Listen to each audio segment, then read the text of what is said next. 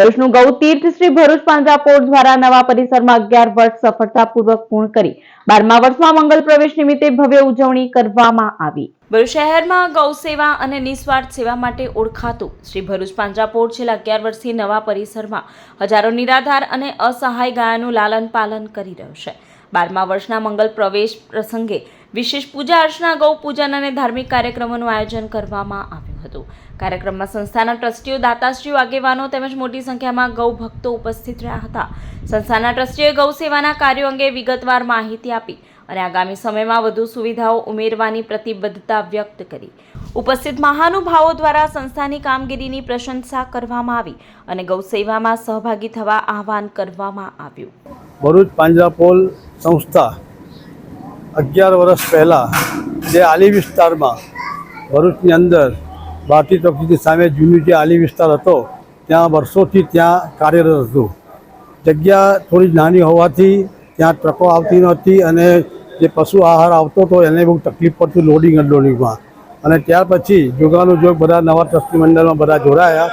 બિપિનભાઈ અમારા મહેન્દ્રભાઈ જૂના ટ્રસ્ટી છે અને એ લોકોએ બધાએ અમને આજ આપણી જગ્યા પાંજરાપોળમાં નવું નિર્માણ કરવા માટે ટ્રસ્ટીએ મિટિંગ કરી અને બધાની સંમતિ મળી અને 11 વર્ષ પહેલાં આ એક સરસ આપણે 8 શેડવાળું સુંદર ગૌશાળામાં આપણે આ શેડ બનાવ્યા છે।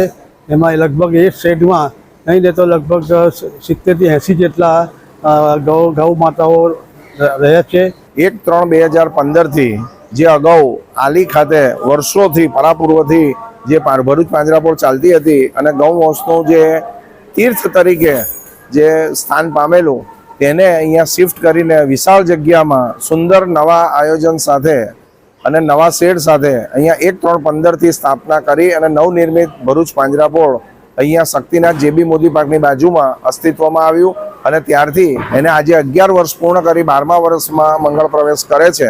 ત્યારે આજે ભરૂચ પાંજરાપોળનું સમગ્ર સંકુલ છે એ સંકુલ એ ગૌ તીર્થ તરીકે ખ્યાતિ પામ્યું છે। ખૂબ મોટી સંખ્યાની અંદર ગૌસેવકો, જીવદયા પ્રેમીઓ દરરોજ સવારેથી સાંજ સુધી અવિરત પ્રવાહ ભાવિક ભક્તોનો અત્રે અહીંયા ઉપસ્થિત રહે છે અને ગાય માતાને લીલું ઘાસ ખવડાવે તથા પોતાની શ્રદ્ધા મુજબ ગોળ ખવડાવે, શાકભાજી ખવડાવે અને અનેક વખત અનેક પ્રસંગોએ અહીંયા ભાવિક ભક્તો ખૂબ મોટી સંખ્યામાં આવી ગૌ માતાની સેવા પોતાનાથી યથાશક્તિ સૌ કરતા રહે છે।